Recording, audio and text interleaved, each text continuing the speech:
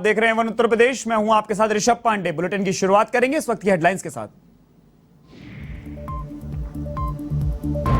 उपराष्ट्रपति चुनाव में यूपीओ को झटका, बसपा ने किया एनडीए उम्मीदवार का समर्थन। मायावती ने की धनखड़ के समर्थन की घोषणा, तो व्यापक जनहित को ध्यान में रखकर लिया फैसला।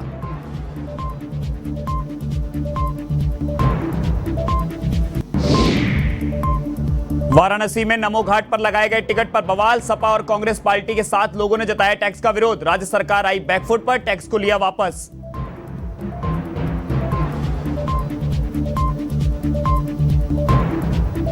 गोरखपुर दौरे पर मुख्यमंत्री योगी आदित्यनाथ, मदन मोहन मालवीय प्रौद्योगिकी विश्वविद्यालय में किया रोजगार मेले का शुभारंभ। 10,000 युवाओं को मिली ऑन स्पॉट नौकरी, तो वहीं 125 करोड़ की 422 परियोजनाओं का किया लोकार्पण और शिलान्यास।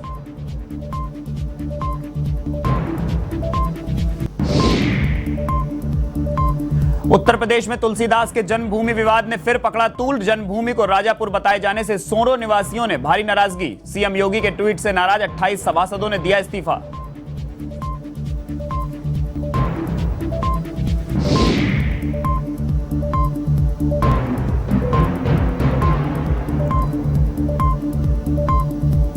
कासगंज में पुलिस इंस्पेक्टर की पत्नी की गोली लगने से मौत। थाना परिसर स्थित सरकारी आवास पर हुई संदिग्ध मौत। पुलिस जुटी हत्या या आत्महत्या के कारणों की जांच में।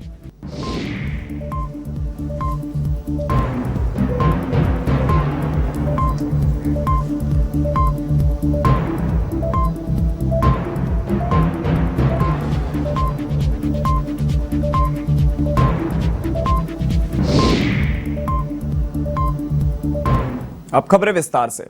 राष्ट्रपति के बाद अब उपराष्ट्रपति चुनाव की बारी है। सत्ता पक्ष और विपक्ष दोनों ने ही उपराष्ट्रपति चुनाव के लिए अपने उम्मीदवार मैदान में उतार चुके हैं। भारतीय जनता पार्टी के नेतृत्व वाले राष्ट्रीय जनतांत्रिक गठबंधन ने पश्चिम बंगाल के राज्यपाल रहे जगदीप धनखड़ को मैदान में उतारा है, तो विपक्ष ने मार्गरेट अल्वा का दांव लगाया है। सत्ता पक्ष और विपक्ष अपने अपने उम्मीदवारों के पक्ष में समर्थन जुटाने के लिए जी जान लगा रहे हैं। एनडीए ने राष्ट्रपति के बाद अब उपराष्ट्रपति चुनाव में विपक्षी खेमे में सेंध लगाई है। एनडीए के उम्मीदवार जगदीप धनखड़ को विपक्षी बहुजन समाज पार्टी का साथ मिल गया है। बसपा प्रमुख मायावती ने उपराष्ट्रपति चुनाव में जगदीप धनखड़ के समर्थन का ऐलान कर दिया है। मायावती ने आज एक के बाद एक ट्वीट किए, जिसमें कहा कि देश के सर्वोच्च संवैधानिक पद पर राष्ट्रपति पद के लिए चुनाव में सत्ता पक्ष और विपक्ष के बीच आम सहमति नहीं बन सकी, जिसकी वजह से चुनाव हुआ। उन्होंने अपने ट्वीट में आगे लिखा कि ठीक वही स्थिति अब उपराष्ट्रपति के चुनाव में भी बन गई है। मायावती ने साफ कर दिया है कि उपराष्ट्रपति चुनाव में बसपा व्यापक जनहित और अपनी विचारधारा को ध्यान में रखकर जगदीप धनखड़ का समर्थन करेगी।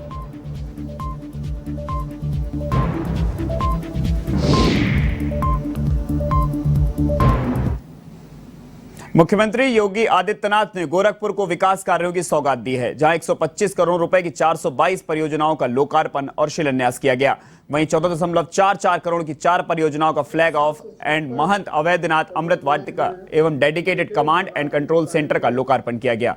इस दौरान डोर टू डोर कूड़ा उठाने वाली 25 गाड़ियों, 10 इलेक्ट्रिक बसों और 2 ई टूरिस्ट बसों को हरी झंडी दिखाकर रवाना किया गया। बाबा गंभीरनाथ प्रेक्षागृह में आयोजित कार्यक्रम में मुख्यमंत्री योगी ने नगर निगम के करीब 61 करोड़ की लागत के 148 कार्यों का शिलान्यास और 47 करोड़ रुपए की लागत के 270 कार्यों का लोकार्पण किया। इनमें सड़क निर्माण, पेयजल आपूर्ति, जल निकासी और पार्कों के सुंदरीकरण के कार्य शामिल हैं। नगर सिटी बस हेतु ड्राइवर माननीय मुख्य श्री अनूप पासवान जी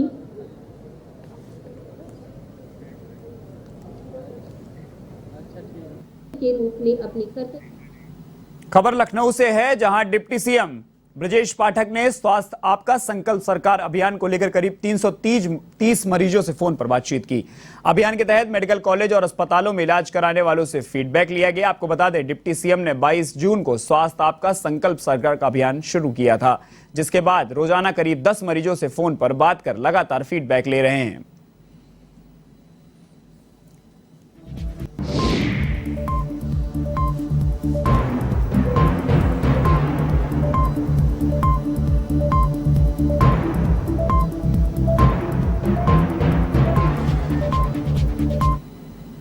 इधर वाराणसी में सरकार के 100 दिन के कार्यकाल को लेकर पर्यटन मंत्री जयवीर सिंह ने प्रेस वार्ता की। उन्होंने कहा कि सरकार ने संकल्प पत्र के 130 बिंदु में से 97 बिंदुओं को पूरा किया है। अपराधियों के खिलाफ जीरो टॉलरेंस पर सरकार कार्य कर रही है। प्रदेश में कानून का राज रहा है और भूमाफियाओं के खिलाफ कार्रवाई हुई है। योगी सरकार 2.0 में प्रदेश में एक भी दंगा नहीं हुआ। प्रदेश में पर्यटन की दृष्टि से लगातार काम किए जा रहे हैं। विश्वनाथ कॉरिडोर की तर्ज पर अयोध्या कॉरिडोर बनाने के लिए 800 करोड़ रुपए का बजट पास हुआ है। प्रदेश में पर्यटन की दृष्टि से आवागमन बढ़ाने के लिए हेलीपैड की स्वीकृति मिली। 296 करोड़ से बना बुंदेलखंड एक्सप्रेसवे जनता को सौंपने का काम किया गया। 302 करोड़ का बजट अंत्योदय कार्ड और बीपीएल कार्ड धारकों के लिए भी पास हुआ है। मंत्री ने कहा कि 14 अगस्त को भारत विभाजन विदिता दिवस का आयोजन होगा। कानून और व्यवस्था जिस तरीके से उत्तर प्रदेश में लागू हुई, 5 साल के अंदर एक भी कुल 170 योजनाओं को पूरा करने का हमारा संकल्प था इन 100 दिनों के अंदर, लेकिन हम लोग कार्य 100 दिन में पूरे हुए। खबर कासगंज से है, जहां रामचरितमानस के रचयिता महाकवि संत तुलसीदास की जन्मभूमि विवाद ने एक बार फिर से तूल पकड़ लिया है। मुख्यमंत्री कार्यालय से किए गए ट्वीट में संत तुलसीदास की जन्मभूमि को राजापुर बताए जाने से सोरो निवासियों में भारी नाराजगी है, जिसे लेकर सोरो के ट्विटर यूजर्स ने मुख्यमंत्री कार्यालय के आधिकारिक ट्विटर हैंडल पर रिप्लाई करके विरोध किया और कड़ा विरोध करने की चेतावनी भी दी। आपको बता दें, नगर पालिका परिषद सोरो के सभी चुने और नामित 28 सभासदों ने जिलाधिकारी हर्षिता माथुर को अपना सामूहिक इस्तीफा भी सौंप दिया है, जिसकी वजह से मुख्यमंत्री द्वारा बांदा जिले के राजापुर को तुलसीदास की जन्मस्थली बताया जाना है।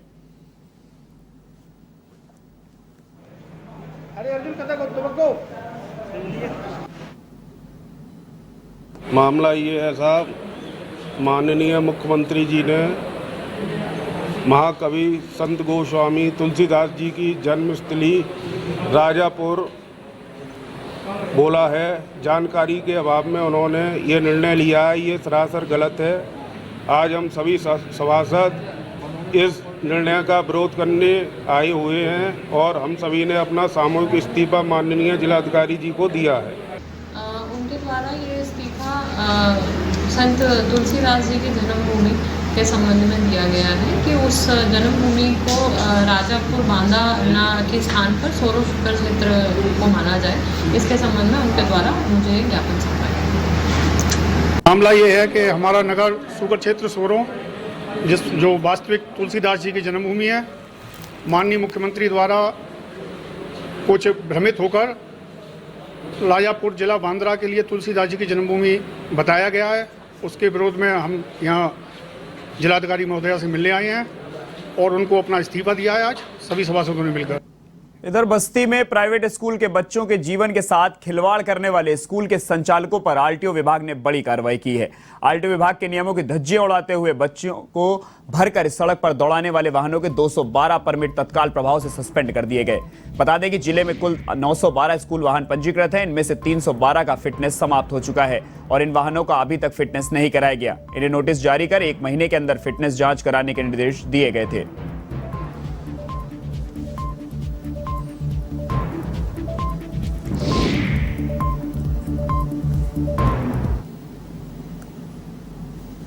मैं आपको बताना चाहूँगा कि जनपद में कुछ 912 स्कूली वाहन पंजीकृत हैं, जो कि विभिन्न स्कूल और प्रबंधन के नाम पर दर्ज हैं, जिसमें से आज की डेट में 308 स्कूल वाहनों का फिटनेस समाप्त है और जिनका फिटनेस समाप्त है उसमें से हम लोगों ने अभी स्क्रीनिंग के दौरान 200 स्कूल बसों के जो है फिटनेस समाप्त होने के कारण उनको हमने नोटिस प्रेषित किया कि अगर आप अपना फिटनेस नहीं कराते हैं तो हम आपको पंजीयन निलंबित कर देंगे। उसमें से 200 बसों का हमने पंजीयन निलंबित करने के साथ ही उनको अपने वाहन पोर्टल पर ब्लैक लिस्ट कर दिया है। अब ये स्कूल स्वामी या स्कूल वाहन जो है तब तक फिटनेस नहीं होंगे जब तक उसका निलंबन समाप्त नहीं कराया जाएगा। और साथ ही अभी ऊपर से हमारे परमिट सेक्शन से भी लगभग 200 स्कूली वाहनों के परमिट जिनके बहुत साल पहले एक्सपायर हो गए थे या उन्होंने रिन्यूअल नहीं कराया, उसको भी निलंबन की कार्रवाई। उत्तर प्रदेश के कासगंज जिले में संदिग्ध परिस्थितियों में इंस्पेक्टर की पत्नी को गोली लगने की खबर सामने आई। दरअसल सिकंदरपुर वैश्य थाना परिसर में मौजूद सरकारी आवास पर इंस्पेक्टर की पत्नी की गोली लगने से मौत हो गई, जिसकी सूचना मिलते ही पुलिस अधीक्षक सहित डॉग स्क्वाड और फॉरेंसिक की टीम मौके पर पहुंची। इस दौरान टीम ने घटनास्थल से साक्ष्य जुटाए। मामला सिकंदरपुर वैश्य थाने में प्रभारी निरीक्षक के पद पर तैनात इंस्पेक्टर विवेक कुमार गुप्ता के सरकारी आवास का बताया जा रहा है। हालांकि पुलिस मामले की जांच में जुट गई है।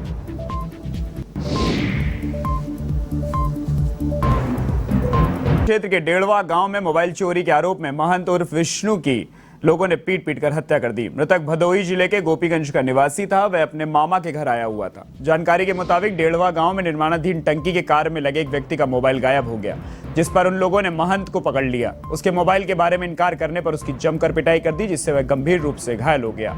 सूचना पर पहुंची पुलिस ने उसे सरोई स्वास्थ्य केंद्र में भर्ती कराया, जहां इलाज के दौरान उसकी मौत हो गई। फिलहाल पुलिस मामले की जांच कर रही है। देखिए, एक व्यक्ति है, वो यहाँ पर आए हुए थे पिछले 3 दिन से, अपने किसी रिश्तेदार के यहाँ आए हुए थे और यहाँ पर एक टंकी बन रही है, आप जैसा देख रहे हैं। और बताया जाता है कि उन पर आरोप लगा, किसी चोरी का आरोप लगा था, मोबाइल चोरी का, जिसके संदर्भ में जो है पब्लिक ने उनको काफ़ी चोटें पहुँचा दी है। सुबह आज की घटना है ये, आज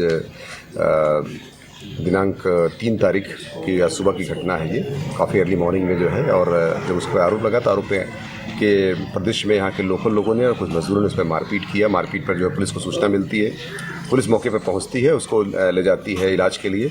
दौरान इलाज उसकी मृत्यु हो जाती है। बाकी उनके घर वालों को बुला लिया गया है और उनके खिलाफ जो उन्होंने मारपीट किया है, निश्चित तौर से उन पर जो है उचित धाराओं में अभियोग दर्ज किया जा रहा है तथा शीघ्र ही उनकी गिरफ्तारी की। इधर नगर पालिका परिषद बस्ती में 2 करोड़ रुपए से अधिक के पीएफ घोटाले का सनसनीखेज मामला सामने आया है। पालिका में कार्यरत 200 कर्मचारियों के वेतन से प्रति कर्मचारी करीब 10,000 रुपए पीएफ मद में कटौती कर ली गई, लेकिन उसे पीएफ खाते में जमा नहीं किया गया। जिम्मेदारों ने 10 महीने के पीएफ का करीब 2 करोड़ रुपए आपस में बंडर बांट कर लिया, जिसके बाद पालिका में कार्यरत 4th श्रेणी के एक कर्मचारी ने इलाहाबाद हाईकोर्ट का दरवाजा खटखटाया और हाईकोर्ट ने नकेल कसी तो शासन ने जांच कराई, जिसमें पिछले महीने बस्ती से बलिया ट्रांसफर हुए तत्कालीन अधिशासी अधिकारी जांच में दोषी पाए गए। शासन ने उन्हें निलंबित करते हुए मुख्यालय लखनऊ अटैच कर दिया है। नगर पालिका में ईपीएफ के भुगतान का 14वें वित्त आयोग के मतलब क्या कहते हैं, 14वें वित्त आयोग कहते हैं ना, राज्य वित्त आयोग के पैसे का जो कि कर्मचारियों के वेतन भुगतान एवं पेंशन मद में किया जाना था, उस मद के पैसे का शासनादेश इसी कर्म का था। लेकिन कोविड के दौरान किसी प्रकार की कोई उसमें विचलन की कार्रवाई कर दी गई है फंड न होने के कारण। ऐसी दशा में उस पर एक जांच बैठी हुई है शासन स्तर से। उस जांच के आधार पर कार्रवाई हो रही है। नगर पालिका के जो अधिशासी अधिकारियों के खिलाफ प्रस्तावित जांच के संभव के खिलाफ विधायी कार्रवाई कर रही है। इधर महाराजगंज के भारत नेपाल की सुनौली सीमा पर रक्षाबंधन को देखते हुए गोरखपुर की पूर्व मेयर समेत महिलाओं और स्कूली छात्राओं ने एसएसबी जवानों की कलाइयों पर राखी बांधी और उन्हें अपना भाई बनाकर देश की सुरक्षा का वचन लिया। इस दौरान आजादी की 75वीं वर्षगांठ को देखते हुए हर घर तिरंगा अभियान को लेकर घर घर तिरंगा फहराने का भी संकल्प लिया गया।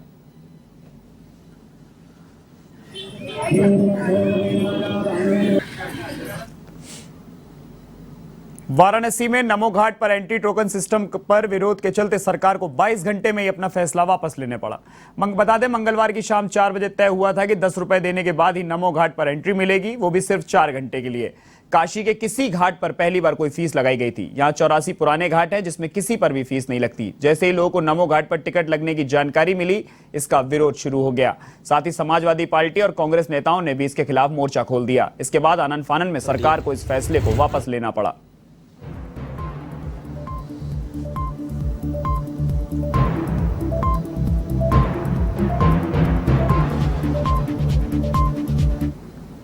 खबर महाराजगंज से है, जहां भारत नेपाल अंतर्राष्ट्रीय सीमा सुनौली पर गंगा जमुनी तहजीब की एक सुंदर झलक देखने को मिली। यहां कुछ मुस्लिम संप्रदाय के लोगों ने नेपाल से आए करीब सैकड़ों कांवड़ियों को कुर्सी पर बैठाकर उनके पैर धोए और कांवड़ियों का भारत सीमा में जमकर स्वागत किया। साथ ही कांवड़ियों के पैर दबाकर उन्हें फल खिलाए और पानी भी पिलाया। इस दौरान नेपाली कांवड़ियां भाव विभोर हो गए और कहा कि नेपाल में जाकर हम भी अन्य धर्मों के लोगों की इसी तरह सेवा करेंगे। मौके पर मौजूद एसडीएम और कोतवाल ने भी कांवड़ियों को हर संभव मदद का आश्वासन दिया।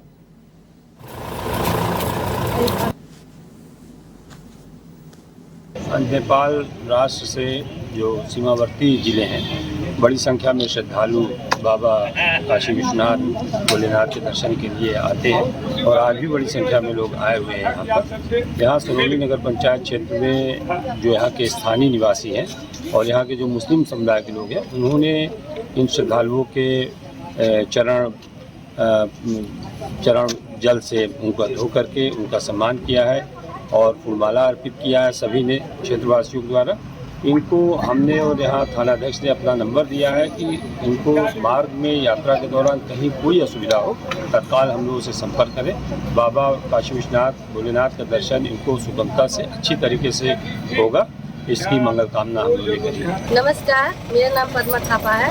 हम धगदे हिरोनी गाँव पालिका 3 नेपाल से बाबा धाम वैष्णो देवी सावन यात्रा में घूमने जा रहे हैं दर्शन करने के लिए।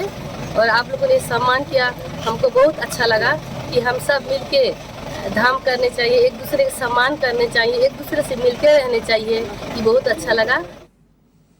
खबर बिजनौर से है, जहां धामपुर वन क्षेत्र की आबादी में पैंथर की हलचल से लोगों में दहशत का माहौल है। दरअसल पैंथर पहले भी गौशाला की 2 गायों को मौत के घाट उतार चुका है। जानकारी के मुताबिक शक्तिनगर कॉलोनी में दीवार पर पैंथर के दिखाई देने पर राहगीरों ने अपने कैमरे में कैद कर लिया। लोगों ने इसकी सूचना वन विभाग को दी, जिसके बाद वन विभाग के अधिकारियों ने पैंथर की लोकेशन के लिए पिंजरा और सीसीटीवी कैमरे लगा दिए हैं। फिलहाल वन विभाग की ओर से पैंथर को पकड़ने के प्रयास किए जा रहे हैं। भैया लोग आ रहे थे, कुत्ता देख लिया ना सही है।